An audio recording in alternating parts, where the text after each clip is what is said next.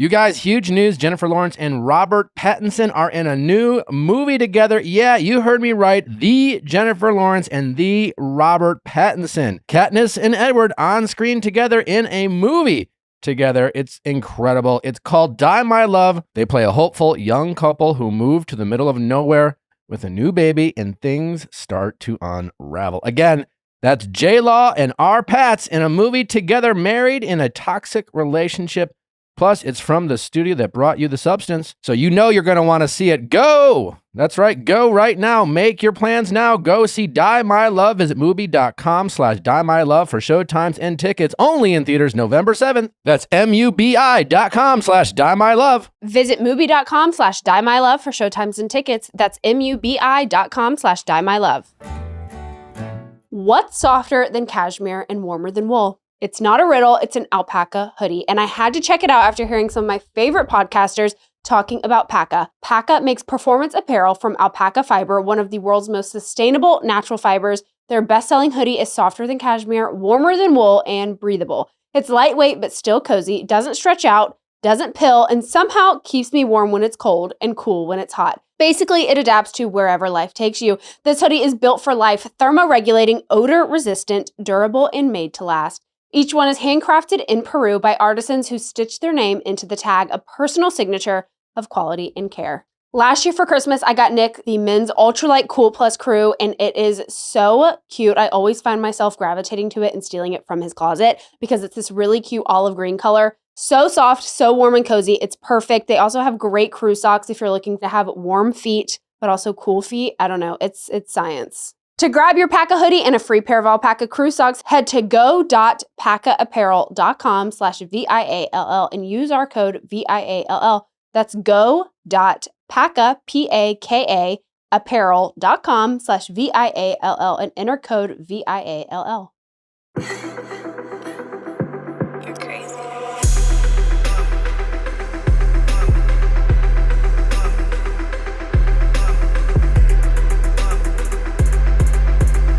What's going on, everybody? Welcome back to another exciting episode of Ask Nick. Now, I know we usually get to right to our callers lately, but we have a written. This is all Mary. Yeah. She came to me and said, Nick, we have a written that I want to read on the show. We tried to get the person to call in, but they screened my email. I'm assuming. They didn't get back to us? No. Yeah, you'd be surprised how much that happens. A lot of people obviously call in, but sometimes it doesn't happen. But it's a written that Mary said we have to. So take it away, Mary. I'm excited to hear it. So the headline is, my fiance bet his engagement ring on a turtle race. Should I call off the wedding? A turtle race? A turtle race. Is that a real thing? Yeah, they do it in Vanderpump Rules. There was an episode about it where they go, I went to the bar that they did it in Vanderpump Rules to see a turtle race. And it's fine. I didn't really enjoy it. It was really crowded. And they're betting? Yeah, it was like drunk guys betting on turtle races. And I was just like, this is not my thing. So I understand where this caller is coming from. So she wrote in and said, I've got a crazy one for you. My fiance has, for a long time, been into sports betting. It started normal, fantasy football, a basketball game here and there, nothing unusual. It's never been my thing, and he never put enough money into it for me to be concerned about. Recently, however, things have changed. A friend of his brought him to a bar that does turtle racing, which is apparently a thing. People bet on these turtles, and he's become so infatuated with it that I don't even know who he is anymore. He's been bringing me to this bar, and I just don't understand it. For the most recent race, he got incredibly drunk and bet his engagement ring on his favorite turtle. Luckily... Does it say how much the ring was worth? No. Well, let's assume that... A lot, I'm guessing. A meaningful amount. Let's just say, right? A meaningful amount, and he's willing to bet it on a turtle? Anyway, luckily, the turtle he bet on, Todd, the turtle's name was Todd, won. Do they have names? Yeah, they named the turtles. Anyway, the turtle he bet on, Todd, won, so he was able to keep the ring. But this is the last straw. I don't even know who he is anymore, and I feel like he is more invested in these turtles than our own relationship. Not for nothing, I've brought up how I feel uncomfortable with the fact that these turtles have no choice in the matter when it comes to them racing. I don't feel like the bar owners treat them well. All of it is really bad, and I'm wondering if this is something I should call off the wedding over. Anyway, I would love to get your thoughts on this. Tanya. That's wild. Isn't that this is a problem. Crazy? This is a problem. It's an issue for sure. Well, you have to assume that like it didn't start with the turtles. No. And sports betting can be a lot of fun, everything in moderation, but like I certainly have had some friends who have taken it too far, and usually when it gets to that point, there tends to be some secrets. And like, when it comes to engagement, it's always that weird period in a relationship, especially before marriage, where it's like your money's still your money and her money's still his money, and it's not like most people are that way, and assuming they're going to have like a traditional marriage where they will combine finances, that he is not setting a healthy precedent of like kind of that open communication, just talking about finances, making decisions together. So like there's a definitely a valid concern there. I mean, damn. I mean, listen, I hope she doesn't have to end the relationship over it. I would definitely get him to admit that this is a problem, that like he needs to recognize that despite Todd crossing the finish line first, that like this can't happen again. Yeah. She needs to like almost police him a little bit. When he goes out, she needs to go out with him and maybe suggest some things, I don't know, like a movie or something simple, something they can do together. Yeah. Maybe go see like, I don't know, any new movies coming out? Ooh, do you know what movie that's coming out soon that I'm like really excited about? That would kind of be perfect. Die My Love. It's the Robert Pattinson, Jennifer Lawrence movie. Jennifer Lawrence? Mm-hmm. That looks really good. I want to see that movie. The acting looks incredible in it, and just the performances, the direction. I feel like this is a movie that will make you like feel better about your relationship. Have Robert and Jennifer ever performed together? No, this is the first time. Katniss and Edward coming together, two iconic franchises, battling it out. Now in Love. And plus it's a movie. Mubi is the studio that did The Substance, which also banger, awesome movie. Psychological thriller again, starring Demi Moore, Margaret Qualley. Yeah, so Mubi is great. So I'm really excited for it. May the odds forever be in your favor. They're not in Tanya's favor right now. No, but maybe if she goes and brings her fiance to this movie, they'll realize what they have together. You know what I mean? Well, Tanya, if you're listening, go see a movie with your fiance. When does Die My Love come out? Die My Love, let me see. Comes out November 7th. Okay, so Tanya, here's what you need to do. On November 7th, go get your tickets. You can go to mubi.com/diemylove for any showtimes, any tickets you want. And you need to bring your fiance to this movie. I do think that seeing Die My Love could save your relationship. Yeah, and honestly, I actually really want to see that movie. So maybe you'll see Natalie and I in the theaters together. And if you do, you can. I want to meet Tanya, and I want to meet this guy who's like if you see us, be like, call him Turtle Boy. Turtle Boy. Oh my God. All jokes aside, I mean, seriously, Tanya, you definitely need to have a conversation with this guy. I don't think we're at the breakup stage yet, but I think you need to address this before you say I do, so to speak. But it looks like a great movie. I'm going to go check it out. You should. All right. Well, that was certainly a doozy, Mary. Hopefully you can get her to call in. I'll do my best. I'm going to be on that email chain. Well, speaking of callers, we have some good ones, and now it's time to get to our first one. How's it going? Hey, Nick. How can I help? I am calling because I've been having an issue with obsessively kind of looking at my daughter's stepmother's social media, because I'm aware that she's posting things that are I find to be kind of antagonizing, directed towards me. Okay. So I want to know how I can kind of gain the self-control to possibly stop looking at it and or not let it affect me if I do. Well, tell me a little bit about the relationship your daughter has with her stepmom, or what your current dynamic is right now. Her father and I had shared 50-50 custody up until the end of last year. And she is a teenager. She's almost 15 and has, she's been going back and forth since she was 2. And so given the contention between the two homes, she had decided that she wanted to live in either one place or another, kind of have, relationships with everybody ongoing, but kind of have one more stable home. And so we went through the court process, and in the end, it ended up that I signed an agreement to allow her to live with him full time because that's what she wanted. And also, for the sake of my peace and my ability to kind of move forward with my life and leave those issues behind with them that were there. I imagine that was difficult for you to do. It was incredibly hard. Yeah. I mean, I had my daughter full time for the first 2 years of her life. And then, like I said, 50% of the time moving forward. And so to go from, having her 4 nights a week to not was incredibly hard. And then what is going on with stepmom that makes you feel like, yeah, like what is she doing that's upsetting to you? So after that agreement was reached in December, I decided, because I had the ability, I'd lived in one place my whole life. Like I said, I'm 40. I had the ability to go. I'm a nurse. I wanted to travel nurse, and ended up moving permanently across the country.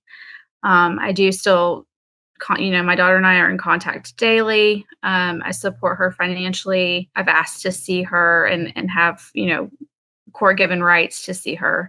But there have been things like accusations of child abandonment and things like that on social media. I find them to be antagonistic. It may not be the way that she's intending them, but things that are going on with my daughter, kind of like a look what you're missing out on kind of thing. The child accusation, those types of things are factual, just false and like incorrect. But I don't know why, given that I've literally moved across the country, and tried to put space there, literally and figuratively, why she's so consumed with obviously wanting to upset me, and in turn what I can do, I know that I can't control her and what she does, but what I can do to try to move forward and let that go. I imagine. Yeah, I imagine. You said like I don't know why she is, consumed with me and things like that. We could guess, right? Does your ex-husband and her share any children together? They have a 3-year-old son. And to add more context to it, I mean, they've been married 3 years, and she and I have never been allowed to meet or even have a conversation or a text. Like, what do you mean I'm not allowed to meet? I've asked him multiple times, and his response to me has been, there would be no benefit to you meeting her. Okay, well, seems odd. That's unfair, because I imagine, benefit or not in her mind, and even though he now has full custody, as a parent, I imagine you would want to just have met the person who is helping raising your child. Right. So that's obviously especially an impressionable teenage girl, and it's another woman that's, in the home with her. If I were to guess why she might feel this way, it's a relatively new marriage. I don't know. It's just like this woman's maybe decided to, like, in a way, almost want to eliminate your existence. I think most of us, when we get married, we don't imagine getting married to someone who's been married before. We don't imagine having kids with someone who has a kid with someone else. Society, in a way, has tainted that idea. So I think sometimes to process it, we do crazy things and make us act out. That's just a guess, right? Of why maybe this woman is handling this situation the way she is. That would make sense, because so many of the text messages and things that I've gotten were, we've made this decision. Like, I felt very kind of pushed out of parenting my own daughter in a way. I imagine that I had been replaced, I think it's really important for you, as hard as it is. The why she's doing this is irrelevant for the most part, as long as your daughter is safe.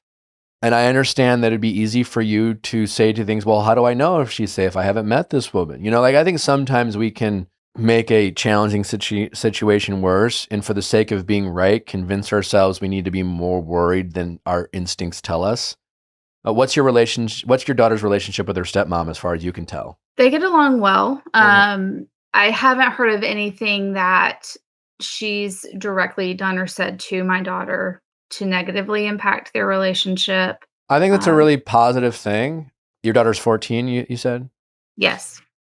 She's old enough, I feel like your daughter's old enough to like trust her instincts, right? And I think you have there's this kind of weird mental hurdle of, there's a part of you probably wants your daughter to hate her, fuck that bitch, kind of thing.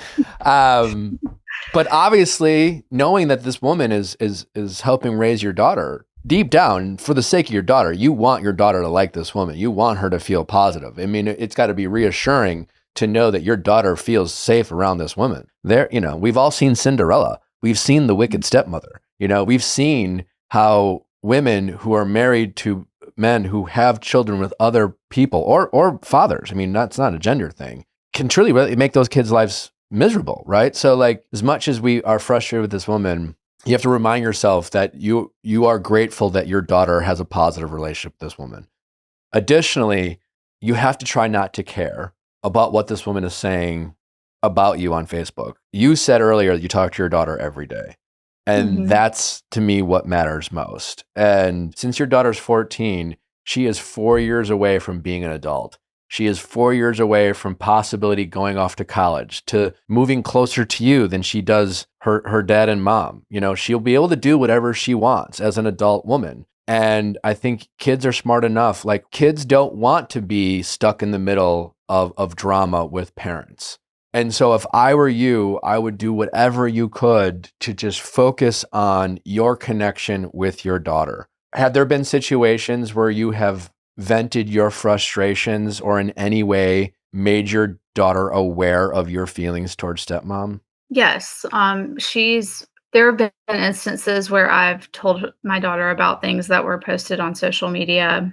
There was one instance where I believed it to be possibly a picture of a journal entry that my daughter had written. It looked very similar to her handwriting. I asked my daughter if she had written something in her journal along those lines, and she didn't remember doing that. And then it ended up, she confronted her stepmom about it. And she said, no, I posted that because I saw it online, and it, kind of reflected like how I was feeling that day, or something along those lines. She's posted pictures of her artwork and things like that online. My daughter, I do feel, has a certain right to privacy. And that's where it's really hard for me, is when I feel like that's being violated. So one, I just want you to recognize that like you were wrong. It wasn't stepmom posting your daughter's journal. And since your daughter had to confront stepmom, you put your daughter in a very difficult position. And while I don't doubt you have every reason to be frustrated with this woman, imagine this woman is probably in her head, she's called you crazy now and conspiratorial and all these things. And I imagine you would probably share your daughter's artwork on social media if you were proud of it or something like that. And I think these are little moments where you have gotten caught up in this drama where you have justified feeling a certain way, which feels incredibly rational and incredibly normal in the moment, right? Because like you said, my daughter has a right to privacy. It would be fucked up if stepmom posted private journal messages. As this protective mother, it would be very easy for you to mentally go down this rabbit hole. And I think this is definitely do you want to be right? Do you want to be happy? I think more than anything,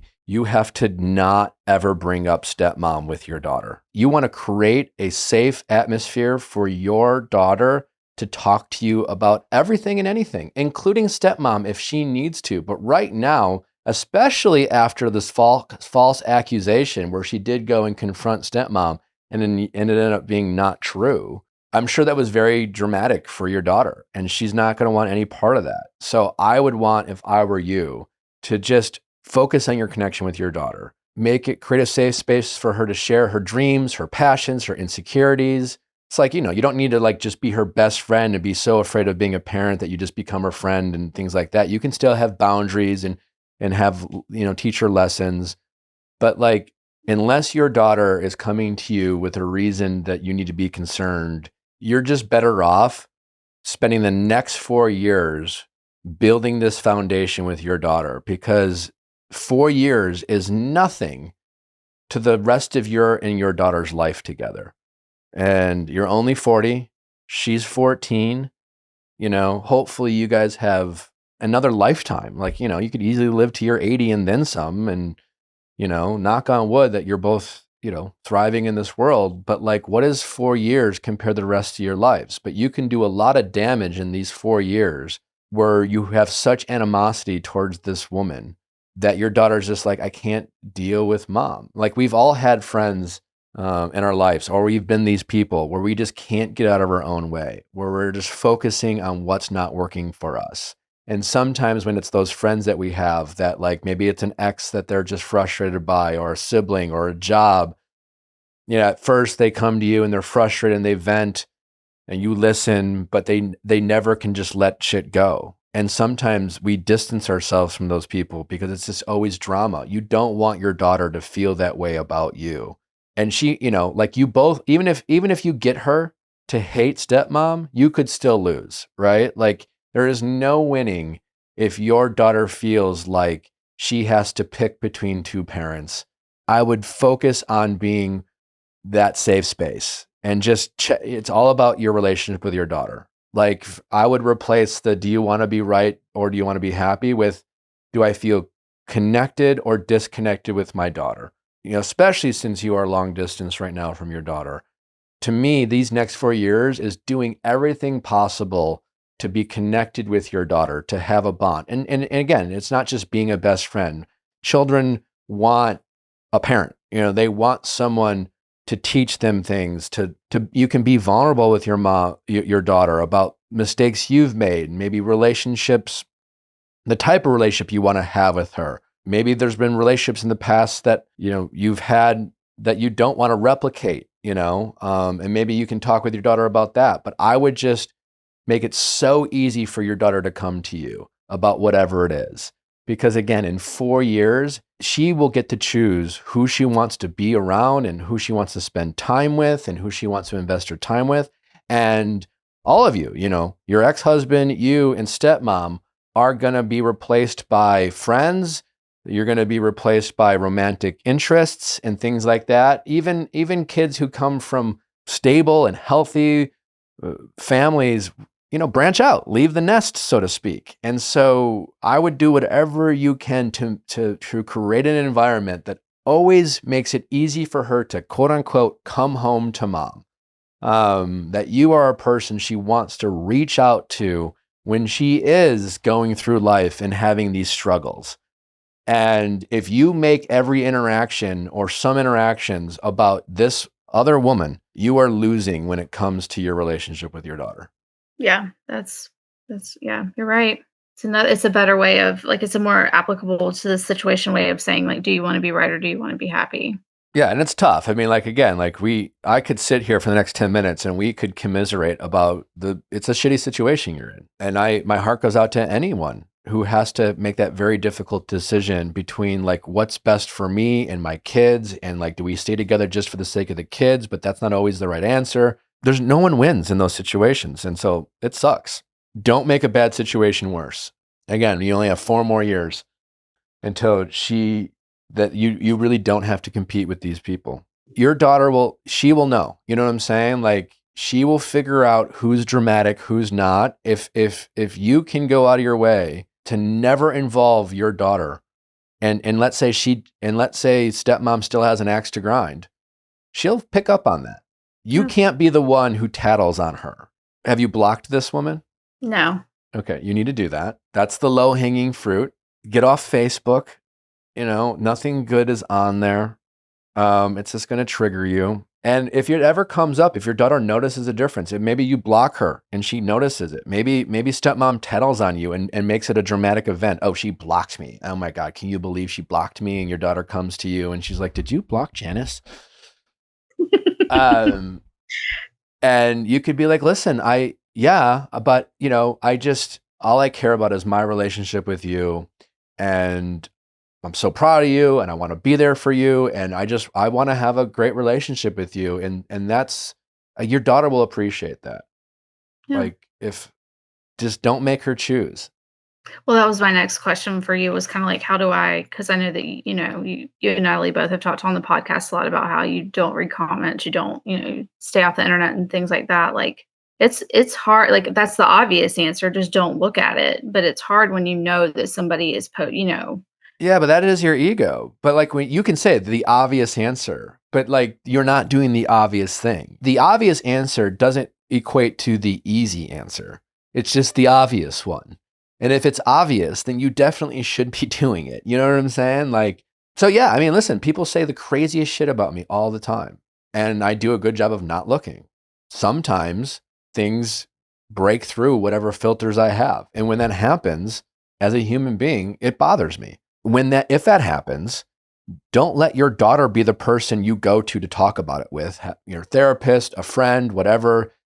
Your daughter is the last person that you should go to about whatever shit she talks about you.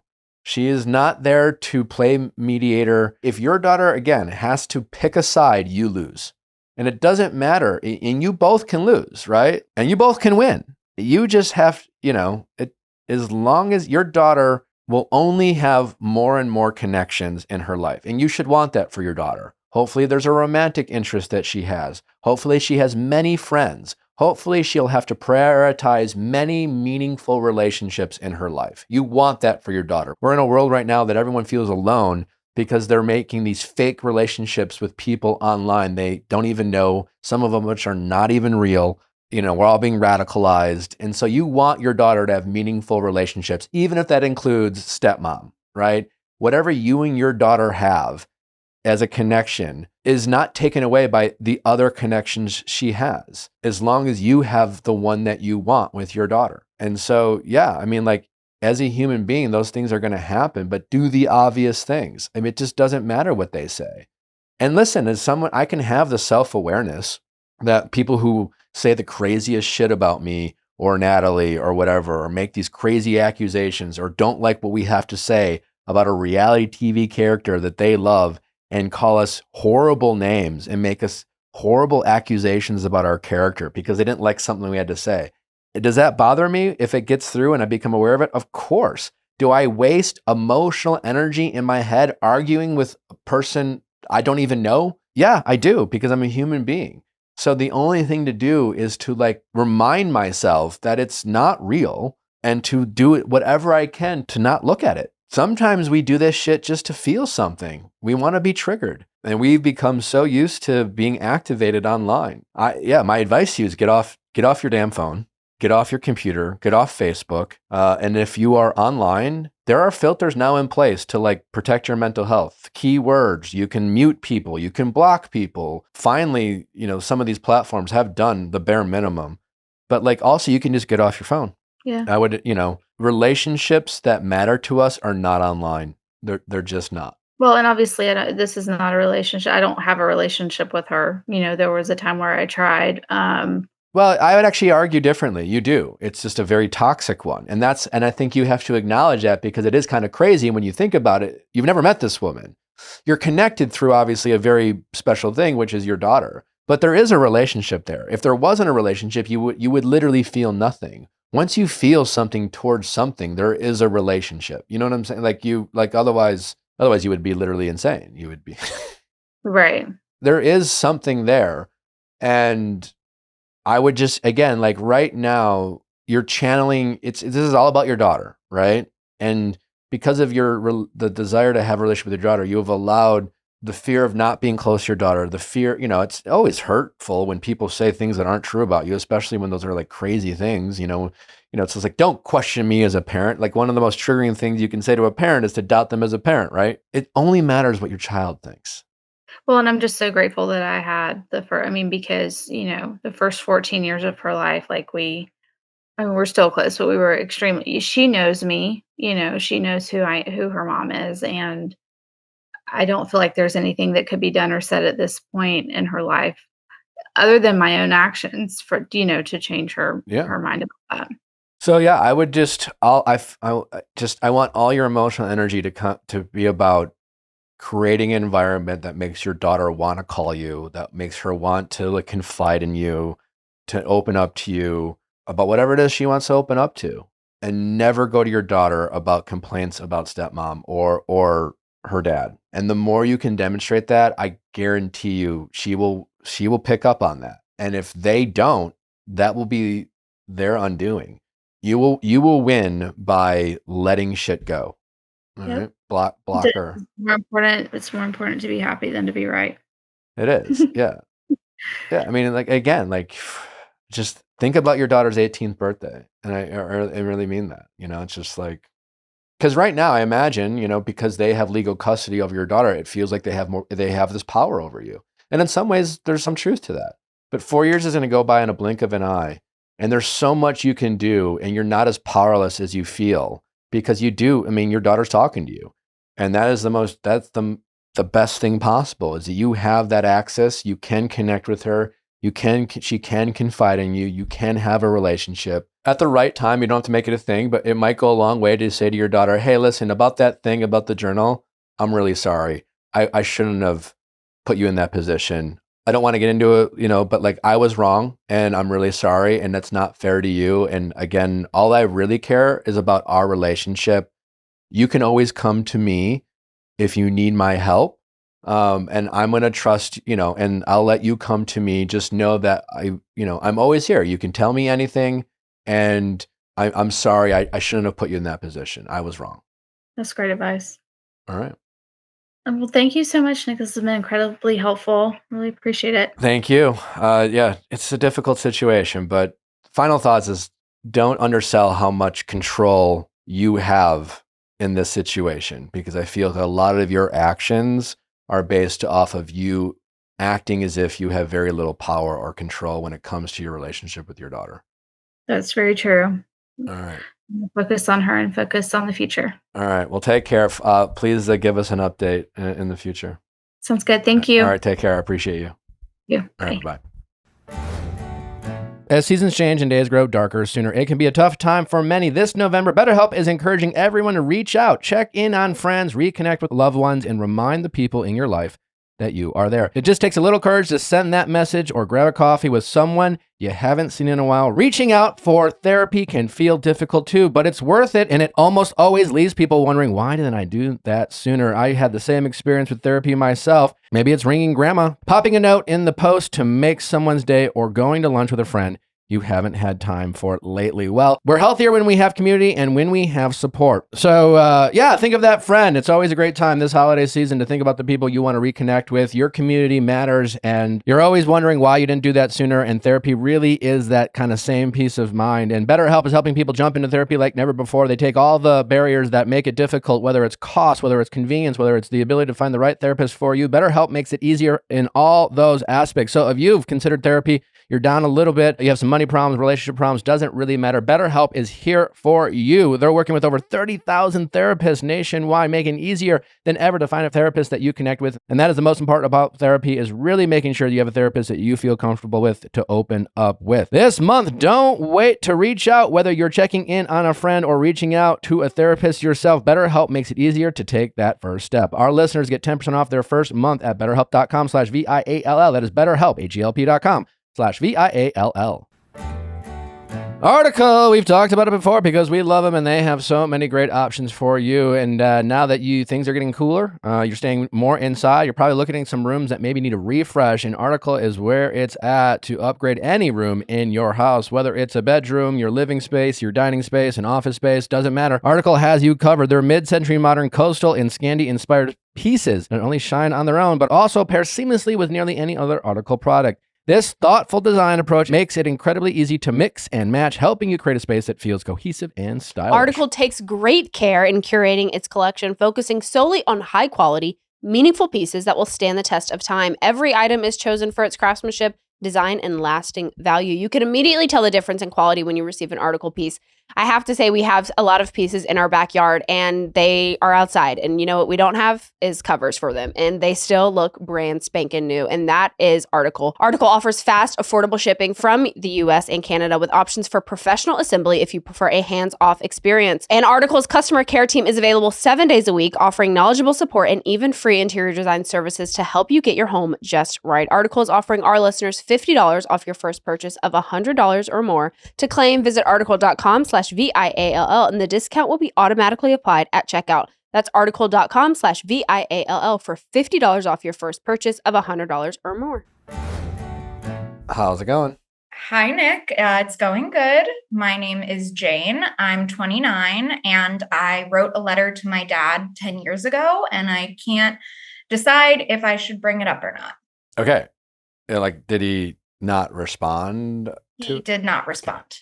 Do you have a relationship with your father? Yeah. Do you want me to give you some backstory? Yeah. So my parents got divorced when I was 15 years old, and my relationship with my dad was pretty good before that. We had a good bonding relationship. We went to concerts together, all of that. But when I became a teenager and more of an adult, I think it became harder for him to get to know me as an adult. And so my parents got divorced when I was 15. And when that happened, my dad kind of went off the radar a little bit, and I had a closer relationship with my mom. In therapy, I've been in therapy on and off for 10 years. And in therapy, I learned that it could be important to write him a letter to address the ways that he's hurt me. So I did. I wrote him a letter saying, like, I deserve better than what you have been giving me. And kind of just talking about how I've grieved our relationship, but I want him to also care about our relationship. Fast forward 10 years later, we have a better relationship now. He did come to my wedding, which was really great. And I went to his wedding, which was over the summer. So we have like a very surface level relationship at the moment. But I feel like this letter is kind of an unresolved part of our relationship. And I don't know if I should bring it up or just work on the relationship without the letter. What do you want from the letter? Good question. I feel like I want him to take some accountability. He's never really taken accountability in our relationship. He has only tried to kind of sweep things under the rug and then try harder. But there's never been any accountability for pain in. So you have sensed him trying harder? Yes, he did show up to my wedding and he brought the food, and we were very happy about that. It was a big thing that we asked him to do, because if there's not food at the wedding, what is there? But it was hard to trust him to do that, but we did trust him and he did come through. So that was a way that he did show up. He's been showing more effort, but that accountability portion of how he wasn't helpful in the past is still not there. What would that do for you? I feel like it would probably give me information and data about how deep of a relationship I can have with him as an adult. Because if he is able, how so? Yeah, because if he is able to take accountability, then we can kind of get deeper. I'm a therapist. My mom's a therapist. Like, my best friend's a therapist. We're all, like, most of my circle is very focused on like internal worlds and like, how did that make you feel? And I'm sorry if I hurt you. Mm-hmm. And it's hard having all those people in your life who you're able to connect with in that way. And then your dad, you're not able to do that. So, and I've accepted that, but obviously it would be really great if I was able to have a deeper relationship with my dad. I'm just not sure if he's capable, and I'm not sure if that is going to be beneficial. Do you think it would be possible for him to show more effort if he didn't take any accountability, regardless if he communicated it to you or not? That's a good one. I mean, I guess there are other ways to show accountability rather than just communicating. That's the way I'm used to it. Yeah. Well, like you said, I mean, you literally went to school to be a therapist. Yeah. Your mom's a therapist. Your friend's a therapist. You are literally surrounded by people who have made a career off of like this type of mindset. Yes. In some ways, I'm sure you know what it's like. We've all gone to high school before and had like the genius teacher who was too smart for their own good. Mm-hmm. Where you're just like, I mean, I get you're really smart, but I'm not learning from you because like you can't bring yourself down to my level. Mm-hmm. In these situations, like, what's your goal? If your goal is to simply just have a better relationship with dad, then the past definitely matters less. Now, if your goal is to be right or to not feel crazy because of maybe some things your dad said or did, and the only way you're going to not feel crazy is if you get your dad to admit to certain things, then maybe the past matters a little bit more. But if your only goal is to just have a better relationship with dad, maybe the past matters less. Also, and again, I'm not a therapist, but you mentioned the letter you wrote to your dad. Mm-hmm. And again, thinking about like what your goal is, if your goal, again, is to have a better relationship with your dad, then writing a letter that starts off by saying, you failed me this way, you failed me that way, you're a bad dad, but I hope to have a relationship with you. Yes, that's definitely the gist of the letter. Yeah, which means that's how he took it. You know what I'm saying? Like, you know, Yep. if you get we all know what it's like to get a long ass text. We usually skim those for the important words. And we don't have if we're triggered, we don't have nuance when we're triggered. 100%. You know, we don't read between the lines when we're triggered. Yeah. So when we're triggered, we have an emotional active response, fight or flight, whatever you want to call it. So I'm assuming your dad was triggered by your letter. If you're wondering why maybe he didn't respond, maybe he just didn't know how to. I mean, your dad sounds like someone who just like maybe lacks a little bit of the emotional depth that you would want him to have, or that you have, or that your mom has. Yeah. And again, like that's why that's what gave me that thought, is because, you know, I heard you say, I wrote my dad this letter. I told him all the things he did wrong and how he failed me. He has gotten better. And so, you know, and with his actions. Yeah. And so to me, it's like, yeah, he heard you. And you know, would have been better, and certainly he more manly or more accountable. If he would have knocked on your door and faced the consequences of his actions and took accountability, yeah, sure. But a lot of people out there who are really good at saying they're sorry. They're really good at like writing letters back and falling on the sword and then not doing anything different. That's true. So I'm not telling you whether you should or shouldn't bring up this letter. But it also sounds like it probably wouldn't be beneficial and might trigger him more. You know, you wrote this letter 10 years ago. You had an expectation of it, that those expectations weren't met. You've become slightly obsessed over this letter, it sounds like. Okay, that's a harsh word, but I've been preoccupied with the I only say that, but like anything that you've been caring about off and on for 10 years requires a level of obsession. Oh, okay. Well, that's probably correct. Yeah. Okay. I'm not saying it's like, I don't think you're every day, all day, or, you know. Right. But it was like, again, like, and that's not meant to be a criticism. Like, obviously, it was a vulnerable moment for you. This is a relationship with your dad, which is very meaningful. It's very difficult to like write that letter. You didn't have, you know, it was another example of your dad disappointing you. Another example of your dad not living up to your expectations. So like it's almost distracted you from appreciating what he has done or what you have gotten from him. And there just might be more productive ways of nurturing your relationship with your dad than being like, hey, I want to talk about that letter I wrote you where I basically described your failures as a father. My husband said a very similar thing. He usually gives my dad more grace because he's seen my dad show up more. He doesn't have the history I do. So he's like, pay attention to the actions. Like he is showing up.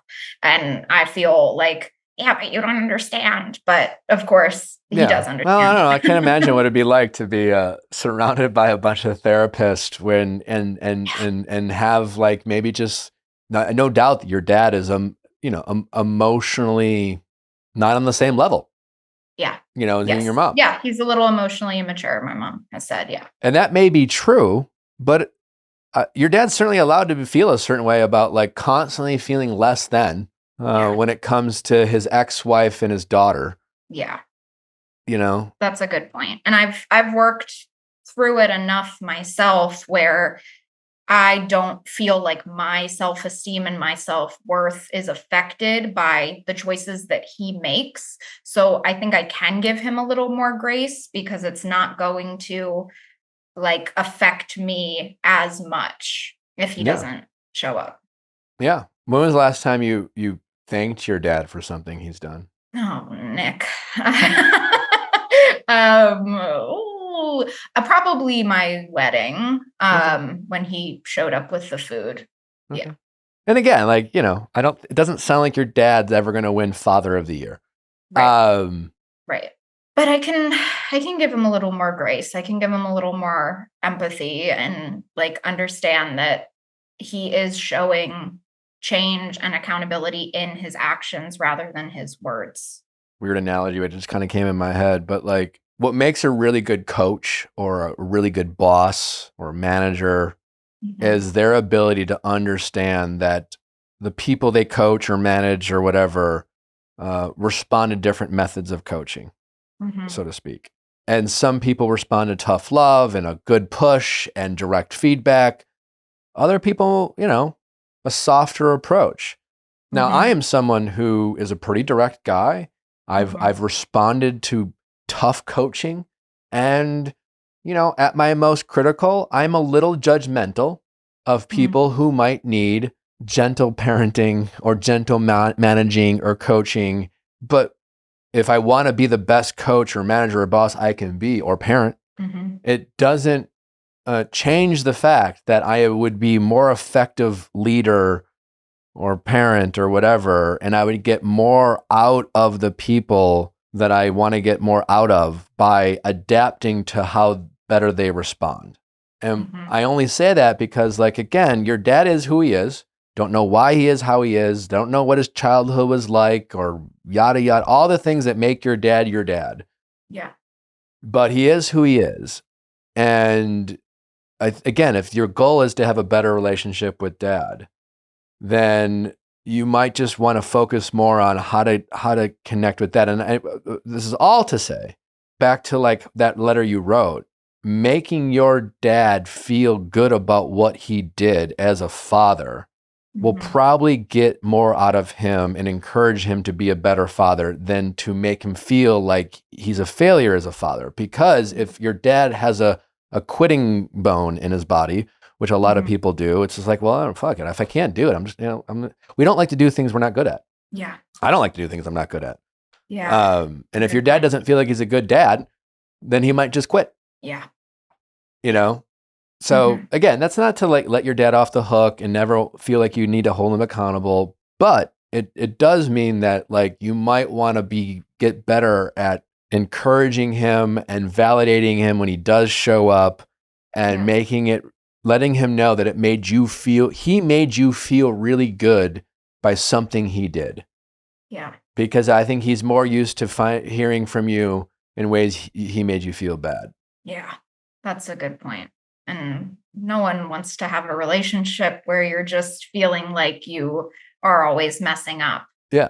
Yeah. And that doesn't mean like your dad hasn't messed up and, like that you probably could be a better dad, but now that you are an adult, this is a different conversation if you're still 15 or 14, but now that you're an adult and you're married and you have your own family, and you have an education, and certainly an education that, like you don't have to play, I guess, the victim as much as what you might want to, because I think a lot of people listening even, might be like, well, he's supposed to be the one to fix this. He's the dad. It says his responsibility. It's blah, blah, blah. And like that, I don't know. You can choose to have that mind frame. It will not bring you closer to your dad. And it might not be fair. Like it's not, as in adulthood, being happy isn't always fair. That's a really good point. Or how we get our place to a state of happiness. It's not going to, it's not about fairness. Well, I will only do this much if you do this much, Yeah. Certainly in your relationship with your husband, that matters more. Yeah. And that's why I wanted to ask you about it, because like my circle, my core friends, all the therapists in my lives have the perspective of, like he's your dad and he hurt you and you shouldn't be making more effort than he is. But then there are some people, including my husband, who are like, you are not giving him grace and he has been showing up recently and, you are kind of playing the victim. So I really wanted your thoughts because my husband is similar to you in that way. And I wanted that like unfiltered, like, don't be a victim. You're an adult and your dad hurt you, but also you've worked through it and you can allow him in your life. Yeah. That's just the biggest thing is like you have survived it already. You worked through it. You have done, you've at least partially healed, and and so you are only doing yourself a disservice by standing your ground and demanding accountability from your dad that it sounds like you don't really need. You just want, and knowing the difference between what you want and what you need is honestly like a big key to like our happiness. We waste a lot of energy convincing ourselves we need things when in reality we want things, and not knowing the difference causes us to become obsessed and ruminate and convince ourselves we're not as happy as we otherwise would be because, well, if we need it, then we have to have it. And if we don't have what we need, then how can we possibly be happy and let it go? Yeah, absolutely. That is a really good point. Okay. I have nothing else to say to that, honestly. It's just that is very accurate, and it is a want. I would love him to take accountability, and I want him to show up how all the other people in my life show up, but I don't need that, and I can make some space for the level of whatever he is able to give me. And again, you can still judge him from time to time. You can still, sure, he'll do things and you roll your eyes. And again, you don't have to dilute yourself by convincing yourself, no, I also have like the perfect dad. He's not the perfect dad, Right. But you're better off having the relationship you want with your dad today than focusing on the relationship you didn't have with him back then. That sounds like a good plan. All right. I'm glad I could help. Thanks for the call. Thank you so much, Nick. It was so great talking with you. My pleasure. Took great talking with you. Thank you. All right. Take care. All right. Bye. Bye-bye. Most guys are skeptical of Pilates. They think it's for the ladies, or that Pilates isn't much of a workout. It's just stretching. False, false, false. I can promise you, as someone who has joined my wife at Pilates, it is a full body workout that is working some muscles you maybe never knew existed. Tonal revolutionizes home strength training. Now they've reimagined Pilates. No more hulking reformer. No more complicated springs and levers, just personalized resistance that automatically adjusts to the optimal resistance as you gain strength. As y'all know, I have been diving into my Pilates journey, and sometimes, you don't have a babysitter. Sometimes, it's like Nick's busy, River's down, and you just got to figure it out. And with Tonal, it's so easy to get that workout in and also have your child in the room around you. You're still watching them. It's so easy. Fits right up against your wall, takes up no space at all, really looks great. It's the perfect home gym wherever you want to work out at your home. I got hooked on Tonal when I went and visited our friends Tyler and Tate down in Florida.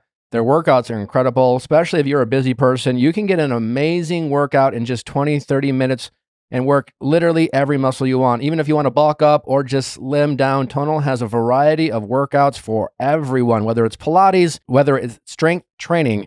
Tonal is where it's at. 3,000 plus workouts that range from strength training to cardio, yoga, recovery, and more. Black Friday early access is on. For a limited time, Tonal is offering our listeners $750 off your Tonal 2 purchase.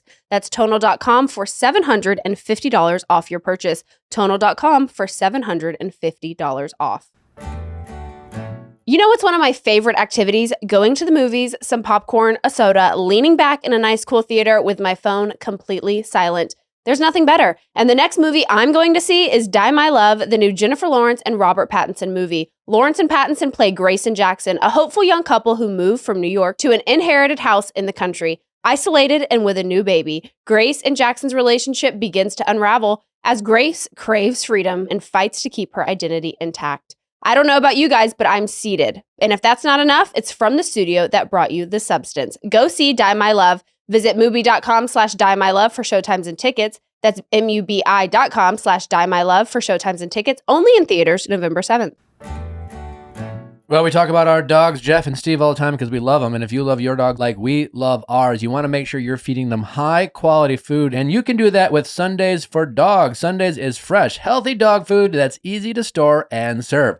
Most foods are one or the other. Sundays is both. Sundays is fresh, air-dried dog food made from clean ingredients. Recipes are customized based on the needs of your dog, its size, breed, allergies, activity level, and more. Unlike other fresh dog foods, Sundays does not require thawing, refrigeration, or preparation because of their air drying process. You just pour and serve. Sundays was started by Dr. Tori Waxman, a veterinarian who devoted her life to animals. Sundays has the absolute highest quality standards for quality and food safety. If it's not 100% all natural meat and superfoods with zero synthetic nutrients or artificial ingredients, then it's not Sundays. Every Sunday's order ships right to your door, so you'll never have to worry about running out of dog food again, and you can cancel or pause your subscription at any time with Sundays. Also, it has a 14-day money-back guarantee. You won't have to use it because you know you're going to love Sundays, and more importantly, so will your pups. Your dogs will experience better poops, better fur, more energy, just like our dogs when we got them on Sundays. You can notice a difference right away. The better you feed your dogs, the better their health will be, and we all love that feeling. Make the switch to Sundays. Go right now to sundaysfordogs.com/VIALL and get 50% off your first order, or you can use code VIALL at checkout. That's 50% off your first order at sundaysfordogs.com/VIALL, sundaysfordogs.com/VIALL, or use code VIALL at checkout. How's it going? Hi, my name's Allie. I'm 27, and I was wondering how to reconnect with my partner after a miscarriage. Well, I'm so sorry that you're going through that, first and foremost. Certainly, I can't say I know exactly what it's like, but I certainly have had a front row seat to what you've experienced, so I'm really sorry about that. I guess just talk to me a little bit about what this experience has been like for you, and then obviously why you feel like you've been disconnected from your partner. Yeah, so we decided to start trying in May. We got pregnant right away, which was great. And it was instantly just very rough for me. Anxiety, like very sick. 8 weeks in, we were told that we lost the baby, had no heartbeat. So we were just hit with bad news, like first ultrasound right off the bat. And it's just kind of been a process ever since. So it's just been interesting grieving two different ways. How long has it been for you? Like, how long ago did this happen? I'd say about 2 or 3 months ago. And I guess how have you felt disconnected from him? You mentioned grieving two different ways. So just from your perspective, like with no right or wrong answer, like what are you feeling? Yeah, I feel like for me, I've been riding a roller coaster. I'm very in tune with my emotions. I'm more like, wearing it on my sleeve. He kind of described it as I've had like a cloud over my head since July. He described that? Yeah. Okay. Yeah, which I 100% see. Sure. But he just, I feel like a weekend, he was like, yeah, I'm good. Like, obviously it's stunk. I feel like he's been fine and I like haven't been. So it's been a little bit interesting. Yeah.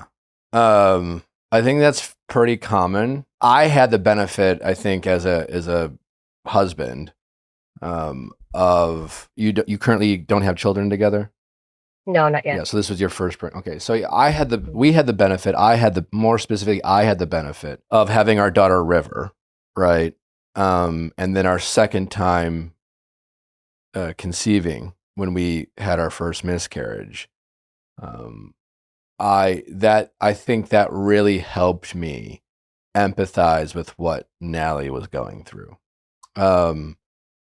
Because I had the like when we've joked about this and talked about this on the show a little bit, but when Nally found out she was pregnant with River, we had very different reactions to it.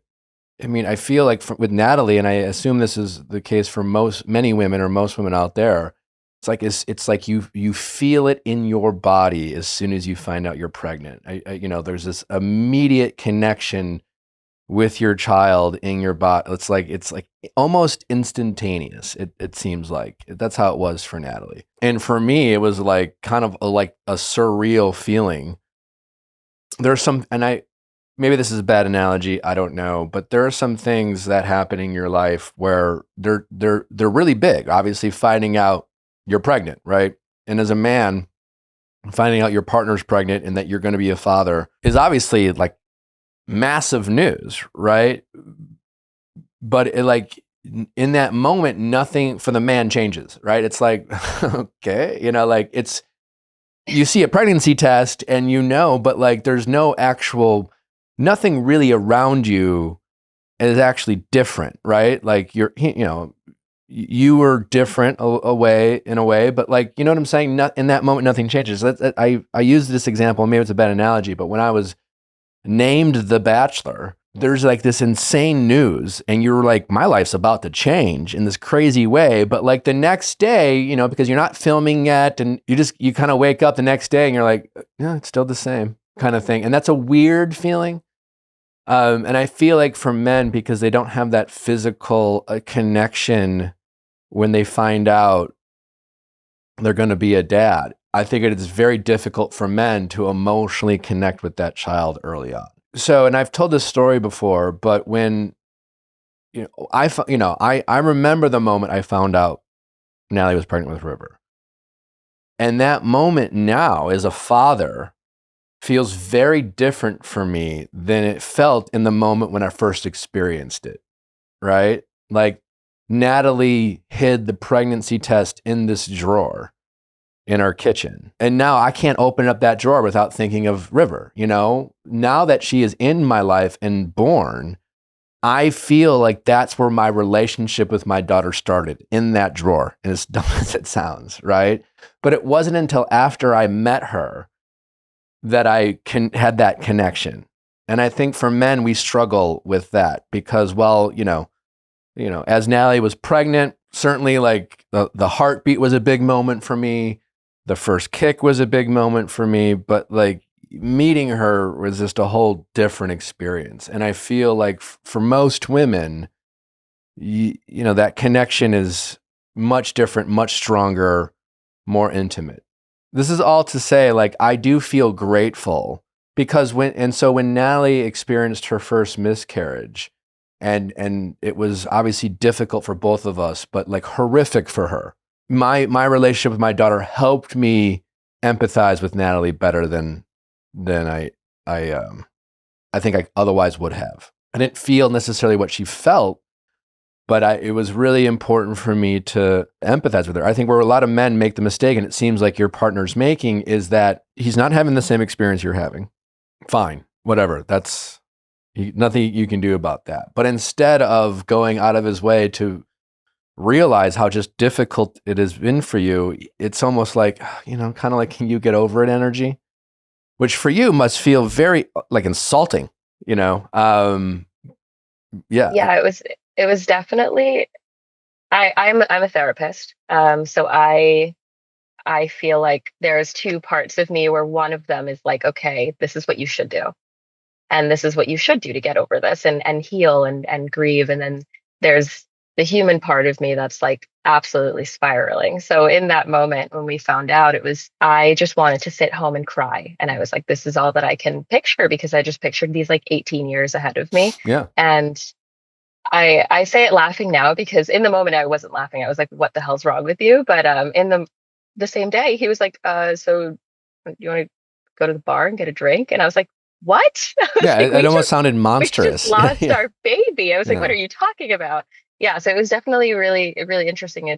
He has just gotten over it so quickly, and I mean, he's not over it. He definitely is sad, but it's not shown. And I have definitely been like this dark cloud. I think it's a combination for men of one, they truly don't know how to relate to what you went through. I think two, I also think there's an element of not even wanting to go there and trying to go there, because honestly, they see you suffering so much. They don't want to suffer like you. They don't want to be in it like you are. And they don't want to feel like they lost their child. I think that's more of a subconscious thought. I don't think that's like an active conscious thought men are having, but I think there's a little truth to that. It's like, well, I don't know what, I mean, what conversations you've had with your husband about? Are you married? I don't want to. No. So we will be getting married, not married yet. Okay. We've been together for about 2.5 years. Okay. Have you been able to express to him just like what you're going through? And do you feel like he's done a better job of, just acknowledging this, if nothing else, just allowing you to be sad, even if he's not? Yeah. I mean, I think he's at first, it took the little trial and error. I think over the past couple of months, he's definitely been trying to be supportive, just sitting with me in that space, offering me tea, sometimes being a little overbearing, but, just actually being supportive. I think now that we are trying again, that's where this anxiety comes up. Like, I feel like every time I have baby on the brain 24/7, Sure, and it's like, yeah. how do I not have baby on the brain 24/7? I feel like sometimes I talk about it so much where he's like, he hasn't said it to me, but I can just see it in his face because I know him so well. He's like, oh my God, like if I hear baby one more time, I'm going to I don't know. Yeah, I don't have a good answer for you because like my wife is going through what you're going through right now. I guess for me, I don't have any, there's nothing, I don't have any exception to it other than the fact that I don't, listen, I don't want you, stress, as I'm sure you know, is just like not great for pregnant women, For sure. certainly early.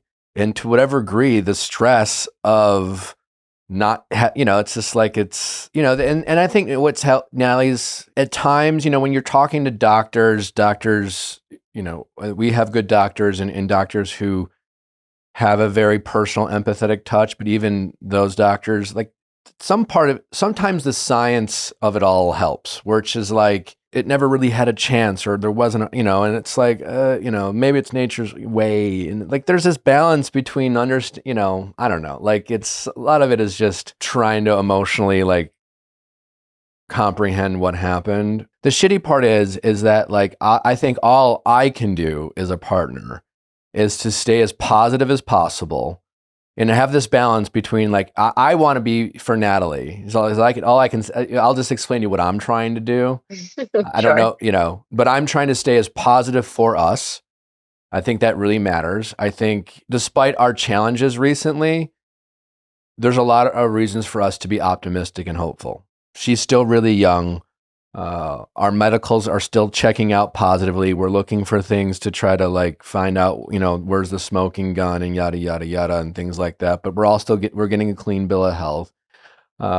We have been able to conceive relatively easily. And certainly a lot of people are struggling with that. And I just like, it might not be on our timeline, but I'm still confident that we are going to be able to have the family that we want. And I think I am just trying to focus on that big picture, because I do think it's important for us to both stay positive. It's like you have to have that balance between being positive, but not diminish what you're going through for the sake of positivity. I think it is okay to be sad and to mourn the loss of your child, and to Nan and I got matching tattoos, small ones, as like a symbol for the child we lost. Now we haven't gotten since we now have had 3 miscarriages in a row, we haven't gotten 3 separate ones, but now it's been a symbol of all of the miscarriages. But that's a way for us to like, for Natalie, it's always really important to cherish that memory, to not lose it, to not have it be forgotten. My mom experienced a miscarriage. I have 10 brothers and sisters, but I was, I don't know, like in middle school when she experienced, I don't know if it was her first miscarriage, but the first one I remember. And to this day, I know what that baby's birthday would have been, because it was the passcode of our garage door opening up. And that was just a way for my mom to like remember that and connect with that child and not have it feel forgotten, so much so that like her second oldest kid still knows the number. And I honestly think little things like that help, because it feels, and so without overdoing it, without obsessing it to the point. And I think where men struggle, where I'm guessing your partner wants you to find that balance, is to not have it consume you so much so that it drives a wedge between you two, that it makes it more difficult for you guys to like conceive again, or, and things like that, because you do have to manage your stress, because stress matters. And I think you both trying to find that balance. It's just, it's really just about that balance. I think it's okay for you to say, I'm just a little sad right now. I think, without being like, I think men struggle when it comes to their partners acting hopeless. Mm-hmm. Because if, men are fixers, generally speaking, they want to be useful. They want to know they can help. And if their partner is acting like something is hopeless, then they don't know what to do. Yeah, that makes a lot of sense. And I feel like at one point I recognize this in myself now, looking back, as I was getting a little obsessive when we first started trying, of like, I'm not drinking a single thing. I'm not doing this. I'm not doing that. I would like put myself in a very strict lifestyle. And I feel like I was very hard on him, where I wanted him to be on that strict lifestyle too. Yeah. And it came to the point where he'd like open up like maybe his second beer, and I'd be like, oh, and I like wouldn't even mean to, but it's just like that kind of comment would come out. And then in my head, I'd be like, oh crap. Like I would try. I don't want to like micromanage. I would try not to do that. I think, my guess is it comes from a place of like wanting to share in this experience with your partner. Mhm. It's just, it's a fine line, because once you get pregnant, like, it's like, I imagine when you were throwing up and being sick while you were pregnant and he's just like, good. It's kind of fucking annoying, Oh, it's so annoying. And I think that's where guys, the parts they can do is like whatever they can do, however they can make your life easier. Yeah. Try to really take care of you. And that, and so as long as he's doing that, I think that's the important part, as opposed to like the symbolic gesture of him not having a beer and then giving him shit for it probably is something you could let slide. Oh yeah. Definitely got to work on that a little bit. Yeah. But yeah, I mean, listen, it's a difficult situation and it sucks, right? For that very reason, it's a really, it sucks for so many reasons having a miscarriage. But it's an ancillary shittiness of it is that men and women have very different experiences with that. And in that experience and in those differences, it can make couples feel disconnected, which sucks, which is the last thing you want to feel going through this. And if you don't have any type of experience, or, again, like I feel very lucky to have had River, because that gave me some insight that I wouldn't have had if we had had a miscarriage before having a child together. And I had the self-awareness to imagine, I just took it for granted when Natalie got pregnant. I just thought everything was going to go great, and everything went great. And once I heard a heartbeat, I was that much more connected to my daughter. And for people who are lucky enough to hear a heartbeat and then have to experience a loss after that, it's devastating. I'm grateful that in our 3 miscarriages, we never heard a heartbeat, because I would have been very difficult for me. At the same time, it might have helped me connect better with the pain that my wife has been feeling, because again, that's a selfish part on my part of to not want to feel that connection in a way, because I know how much harder it would have been for me. And yet you've had to deal with that pain, that your husband hasn't had to deal with. Yeah. Or your partner, excuse me. Yeah, it's refreshing to hear it from a guy's perspective. I guess it's it's like that it's different, but it's so consuming. And I mean, as you've probably witnessed within you guys, I'm sorry for your losses as well. It's just so consuming, and it's almost like you don't know what to do with yourself. Yeah. I guess as a couple, what have you guys done together to try to heal together?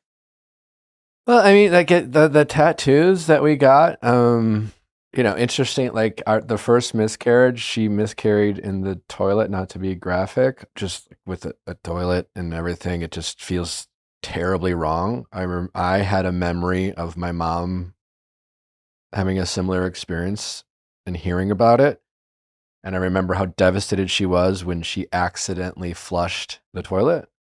So I had the awareness. I got in there, the toilet, and I scooped it all out, because when the lake house is done, we want to bury our child. At the same time, the 2 other miscarriages, she ended up having to have a DNC. We've sent it into lab tests. We didn't save those, and it's so like, and now it's more like a symbolic thing. But like when the lake house is done, we'll, and it's just like, again, like I don't know, like I feel like with Natalie, she's just always wanted to feel like I was in it with her. Right. And I think sometimes, like I don't think he meant anything by it, but him being like, well, do you want to go get a drink? very much made you feel like completely alone in that moment. And not that you want him to suffer along with you. You just want to, like, yeah, I mean, you know, misery does love company. I don't mean that in but like, yeah, if you're gonna, as a couple, there should be some shared mutual loss, you know? And I think us men have to at least try to empathize more, to just be in it with your partner.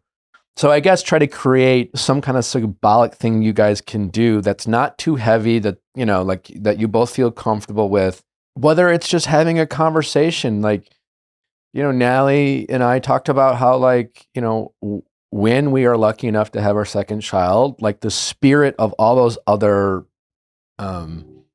miscarriages will be in this child. Now, for people listening, they might be like, "That's horseshit," or what. And good, you know, like we're not. It's just, it helps us emotionally process, right? You just need to not feel alone, and you need him to just, be there in it with you. And then you should try to, as much as you can, you know, maintain that desire to be a mom. You know, like Natalie, again, everything you're describing, I have a front row seat to it. So like, and I am in no way trying to convince Natalie to be less committed to, you know, getting pregnant again.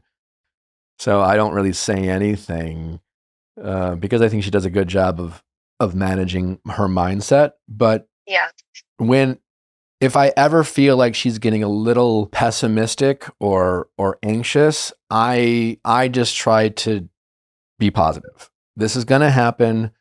I know it's not the time, you know, but we are going to have the family we want. That's, you know, and I just try to communicate that, you know, and I don't know when it's going to happen or how it's going to happen and the way we want it to happen, but it's going to happen. And the reality is that when it does happen, we are going to obviously be obsessed with that child, and that child wouldn't exist in that form if those other terrible things didn't happen. So, you know, it's just one of those things you just have to allow life to take its course. And in the meantime, I guess just try to stay a little positive. Yeah. No, that's good to hear. I've had like a control issue my whole life. So something we've been working on. And yeah, I think I've tried channeling all of my energy to, I can't even tell you how many rooms I've renovated in our house in the last couple of months. Just doing things in the house, getting back into painting, we started collecting things since we don't have children yet. We started collecting things for for our future child, getting things checked off our registry. I'm a planner and a control freak, so it's been try to work on that. Try to work on that. Try to be comfortable with letting your mom. Do you meditate? I don't meditate, so it's not like I'm. And I could, but like whether, and I don't know how to, like, I'm not a meditating guru. I don't even know how to meditate. I don't meditate, but like, you know, I'm the little bit I know about meditation. I feel like I can comfortably say maybe just like sitting in your thoughts sometimes, not even really in your thoughts, but just let things be, let things play out. If you can recognize you're a control freak in this moment, maybe just like a mantra to help tell yourself is like, you know, is as dark as this period has been, you really do have to count your blessings. You know, you really have to focus on what you do have. I'm definitely in this like frame of mind right now with the world being what it is, that we need to start like focusing, like the world wants us to obsessively focus on what we hate, what we don't have, what why everything's a problem. We have to change our individual mindset to count our blessings, to be grateful for what we have, to stay positive. And that doesn't mean be complacent or in things like that, but we really have to not lose sight of those things. Those things keep us grounded. And then you can want to grow that positivity rather than, like right now, I would hate for you to become so obsessed with finally becoming a mother that subconsciously you feel like nothing's working out for you, that life is miserable. You know what I'm saying? Because that's just not true. Yeah, no, that's so true. I have found myself like doom scrolling more and just seeing now my whole algorithm's like babies, and I'm like, I can't do this to myself. Yeah, no, So yeah, it's too much. the common enemy is the algorithm. It's our phones. I really get off your phone, connect with your husband, just, I don't, your friends, your family, these are, we are going to be so regretful of the relationships in our lives that we didn't nourish, that we didn't cultivate, but because we were too busy doom scrolling. Yeah, definitely. So yeah, if you are doom scrolling, stop doom scrolling. That is definitely not helping your brain and your state of mind, and that is, I think, really important when it comes to what you and your partner are trying to do. Yeah, that's helpful. All right. Well, I hope this was helpful. No, it was. Yeah, sorry I for what you're appreciate it. going through. It's yeah, I mean, it's like into that end, it's just like, well, I am grateful that, I have this platform and have this show, and as terrible as our experience have been with these 3 miscarriages, it has, I'm grateful for you calling in, and just, I think it's something that a lot of people, like, if you haven't experienced it, it's such an afterthought for everyone else. And it's a very lonely feeling because a lot of people in your shoes just don't feel like it's okay to maybe feel as sad or as painful as, say, a parent who lost a child, in a sense, right? And I think a lot of people feel very alone in your shoes. Yeah, I think it completely changes your life and your perspective. I look back at photos of me earlier in the year, and I'm like, wow, like selfishly, I kind of wish I could be as ignorant as that person was at the beginning of the year who never knew these feelings. Yeah, it's going to be worth it. So yeah, I know you don't agree with that, and but I think we've all become these nihilists. I don't know. Like before I met Natalie and before I was a dad, when things aren't working out for me or whatever it was, it was very easy for me to be like, what's the point of anything? I don't, I literally had a hard time feeling things. So be grateful that you, as terrible as it was, felt so connected to something that it caused you to experience this loss and pain, because again, I think most people in this world don't feel anything anymore. So you have that like going for you. To grieve is to have loved, something like that. Truly, yeah. I mean, it is true. So, yeah, don't diminish that. I appreciate it. All right. Well, take care. Good luck. Thank you. You too. All right. Bye-bye. Bye. You're crazy.